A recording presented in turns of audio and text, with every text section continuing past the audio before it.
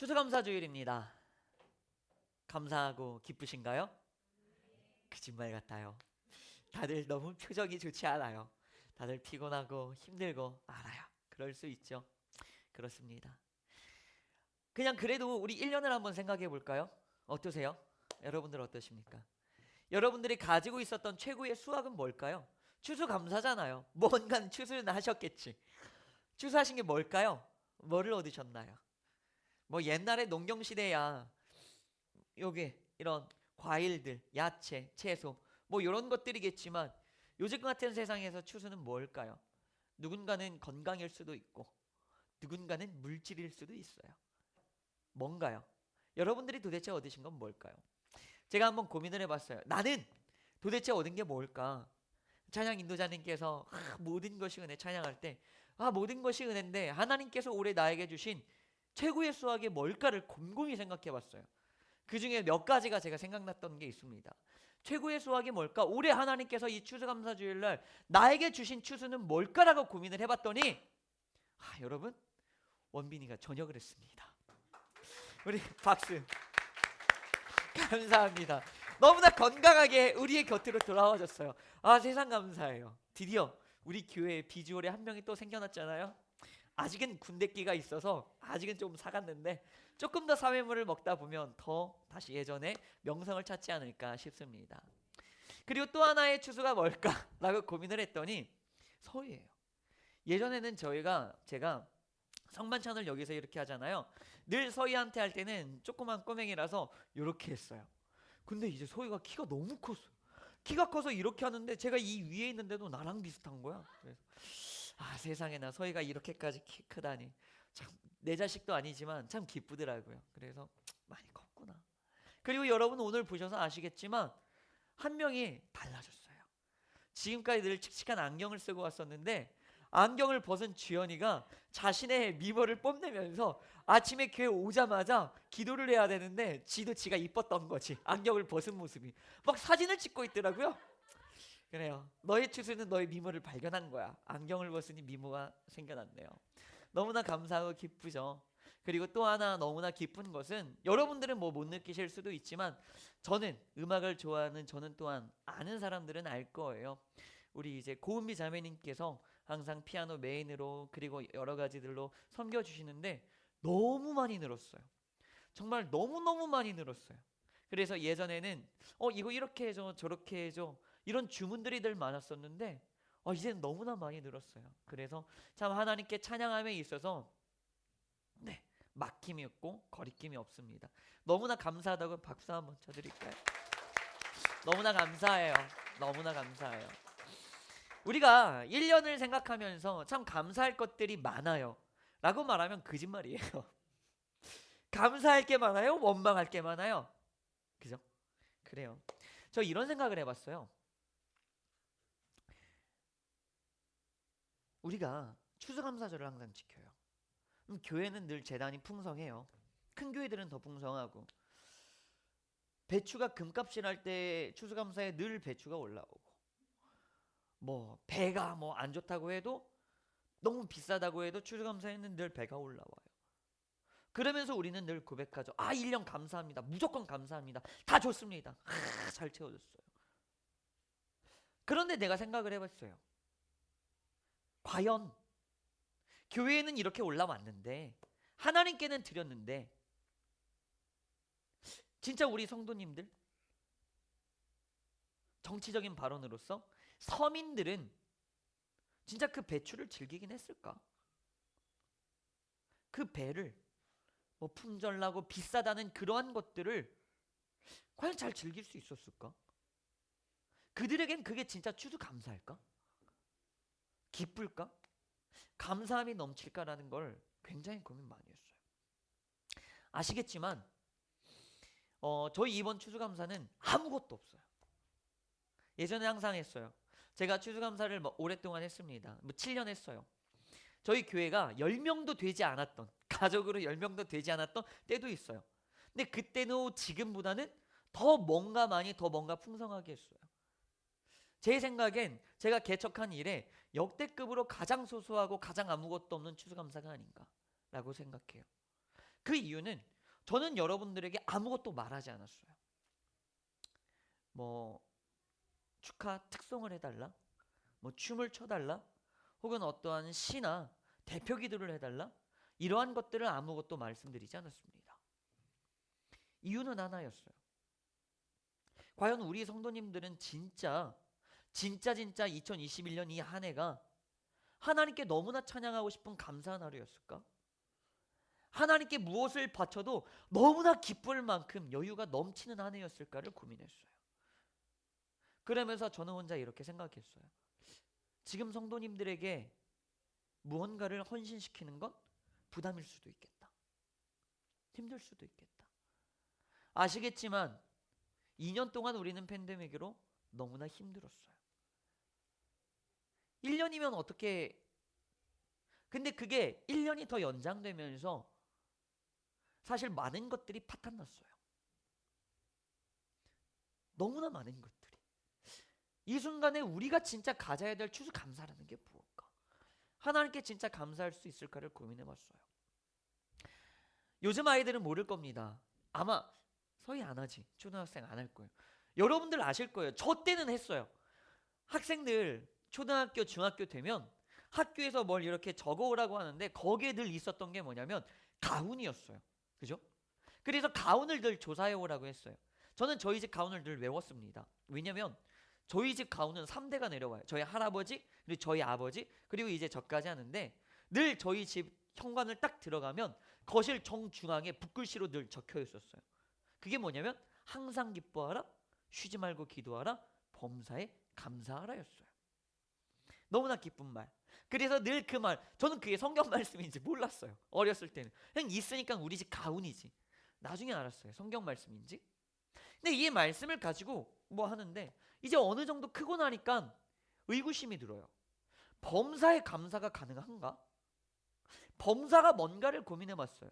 한자로 범은 무릇 범, 모든 범, 모든 것, 사는 일사, 모든 일을 다 감사하라는 거예요. 이게 말이 돼? 모든 걸 감사하라고?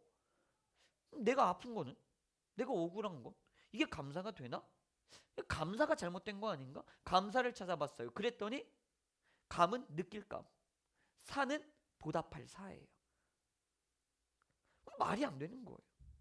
내가 고난을 당했는데 내가 왜 너한테 고마워하면서 보답해줘야 돼? 네가 나를 괴롭혔는데 내가 왜 너한테 감사함과 고마움을 표현해야 돼? 말이 안 되잖아요. 어폐가 있어요. 이거 좀 이상하다. 이건 좀 이상하다 생각했어요. 그리고 저는 생각했죠. 이거 번역이 잘못됐다. 원어를 한번 살펴보자. 그래서 원어를 살펴보니 원어가 이래요. 감사로 쓰였던 건 판티인데 그 판티가 파스에서 나온 파생어였습니다. 파스를 살펴보니 헬라어, 파스를 살펴보니 파스의 단어는 이런 거예요. 무엇이든지 다, 아무거나 다, 누구든지, 전부, 모두. 아무거나 나를 힘들게 하고 괴롭게 하는 것이 무엇이든지 다 감사해라. 나에게 야유와 조롱과 비아냥을 줬어도 누구든지 다 감사, 고마워해라. 이게 있을 수 있는 일일까? 이게 말이 되는 걸까? 고민을 했죠. 사실 그렇잖아요. 힘든 건 힘든 거예요. 고통은 고통이에요. 아픈 건 아픈 거예요. 제가 나를 괴롭혔는데 내가 쟤한테 왜 고마워해야 돼요? 말이 안 되지 않습니까? 이거 뭔가 좀 이상하지 않나? 그때 하나님께서 저에게 주셨던 말씀이 바로 구약의 다니엘 6장 10절 말씀이었어요. 그 말씀에 보면 왕이 조서를 찍었어요. 그런데 다니엘이 감사의 기도를 올려드려요. 왕이 조서를, 도장을 쿵쿵 바꿔 말할게요. 이해하기 쉽게. 왕이 법을 하나를 만들었어요. 근데 다니엘이 하나님께 감사의 기도를 올려드려요. 왜일까요? 다니엘에게 좋은 법이었을까요? 살펴볼까요? 그 법은 뭐였냐면 다니엘 한 명을 차별하는 법이었어요. 다니엘을 싫어하는 애들이 다니엘을 공경에 빠뜨리려고, 다니엘을 죽이려고, 다니엘을 숙청시키려고 일부러 만든 법이었어요. 그 법은 모두에게는 좋았지만 하나님을 믿고 하나님을 섬기는 이에게는 좋지 않은 하나의 법이었어요. 그 법이 통과가 되고 왕이 도장을 찍었습니다. 그런데 다니엘이 하나님께 감사기도를 올려드려요. 말이 안 돼요. 다니엘 자기가 억울한 처지에 놓였고 차별을 받고 있고 괴롭힘을 당하고 있다는 반증이에요. 그런데 다니엘은 왜 감사기도를 올려드렸을까? 진정한 감사의 기도를 올려드리는데 이해가 되지 않는 거예요. 도대체 왜? 이게 왜 감사할 일이지? 뭐가? 억울하잖아, 힘들잖아, 괴롭잖아. 그 뒤에 정말 최악의 상황이 도래합니다. 결국엔 그 법 때문에 다니엘은 잡혀가고 끌려가요. 그리고 사형 선고를 받습니다. 그리고 그 사형 때는 배고픈 사자구리에 홀로 집어넣는 거예요. 사자굴에 던져 넣습니다. 하루 동안 문을 닫죠. 사자굴에 끌려갈 동안 다니엘을 싫어하고 시기했던 이들의 모든 비아냥과 조롱이 느껴졌을 거예요. 다니엘은 그 모든 것들을 감내하면서 걸어갑니다. 그리고 마침내는 사자굴로 들어가요. 다니엘의 마음은 어땠을까요? 그런데 그런 것들을 알면서도 다니엘은 감사했다는 거예요. 왜일까요? 그 뒤의 상황을 한번 살펴볼까요?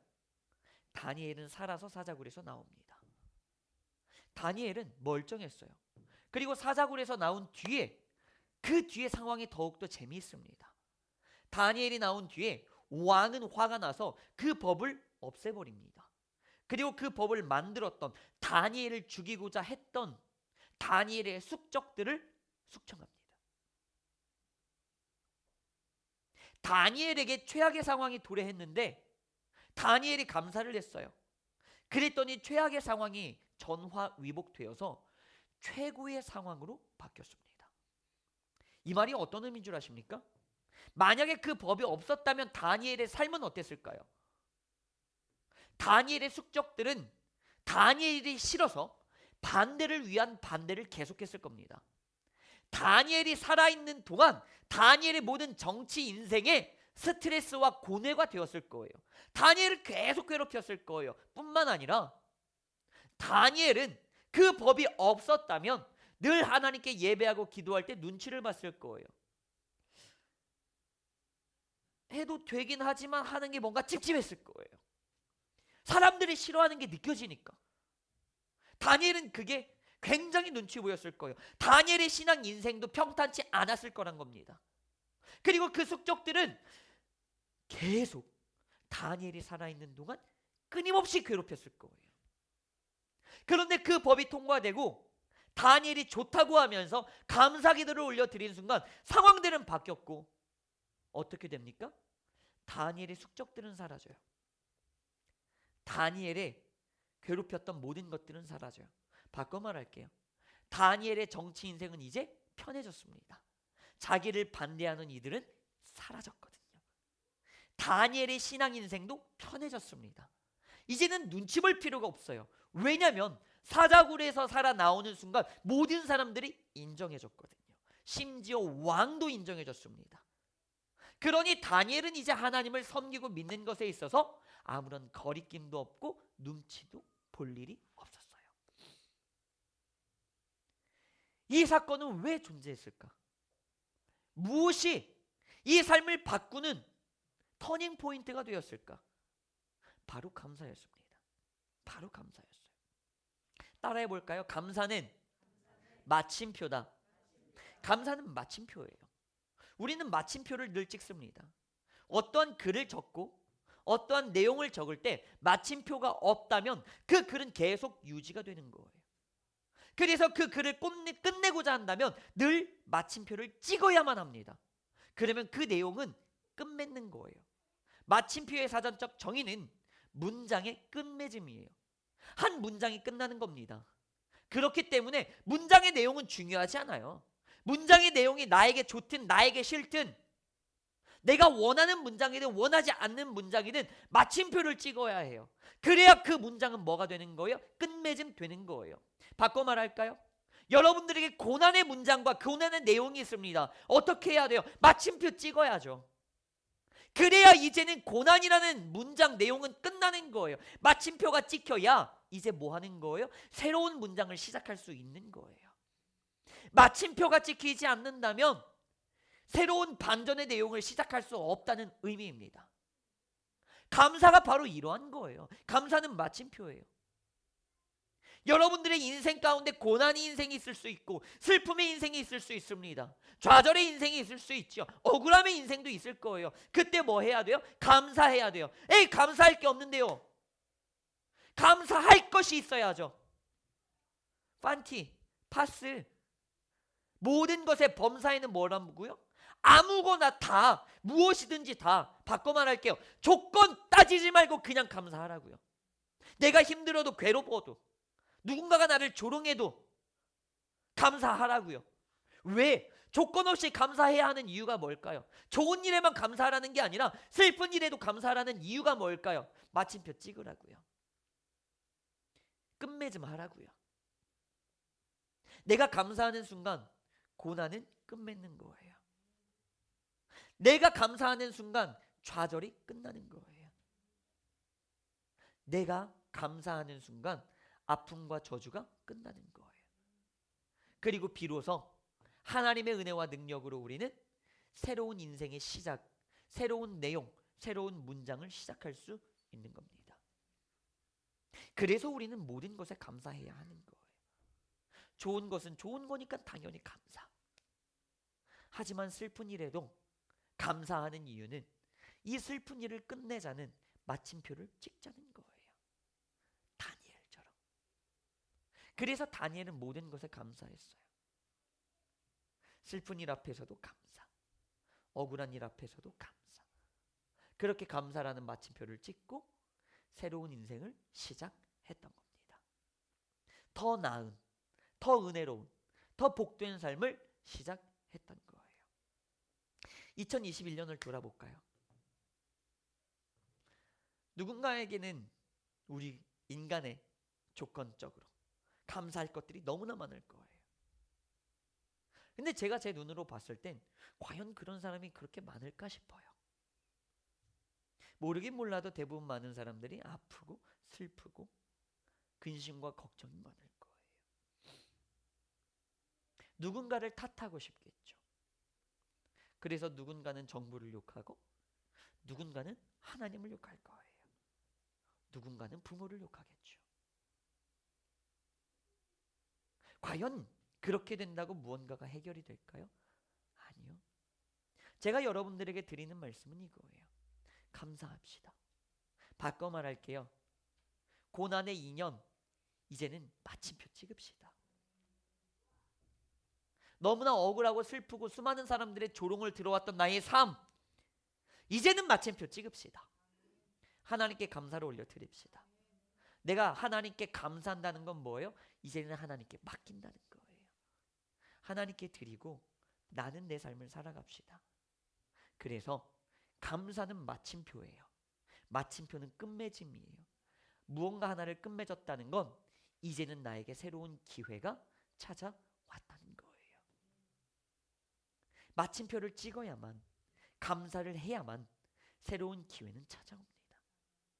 감사하지 않으면, 끝맺지 않으면, 마침표를 찍지 않으면 새로운 기회는 찾아오지 않아요.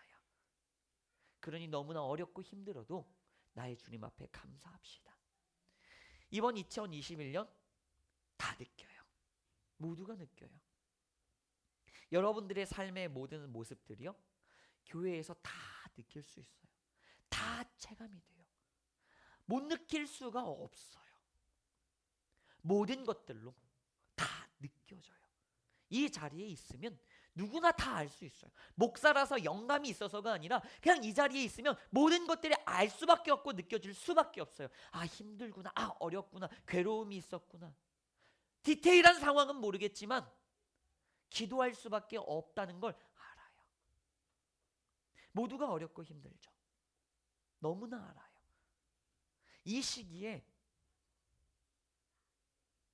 억지로 괜찮은 척이 아니라 마침표 찍자고요. 하나님께 감사하자고요. 왜? 하나님은 분명히 내가 감사하는 이 순간 더 터닝 포인트를 만드셔서 전화위복으로 바꿔 주실 것이니까요. 그 하나님의 놀라운 삶을 기대하시기 바랍니다. 그래서 여러분 데살로니가전서 5장 18절의 말씀처럼 언제나 감사하시길 바랍니다. 범사에 감사하시길 바랍니다. 그때 여러분들의 삶이 변화될 줄 믿습니다. 아멘. 이 시간 함께 기도하겠습니다. 오늘의 말씀을 위하여서 함께 기도합니다. 오늘의 말씀 속에서 하나님께서 여러분들에게 주신 은혜들이 있다면 함께 부여잡고 회개하시며 결단하시며 무엇보다 여러분 이 시간 오늘 마침표를 찍기로 합니다. 나의 주님 앞에 마침표 찍으며 감사하며 나아가도록 합시다. 주님의 이름 3번 부르짖고 기도합니다.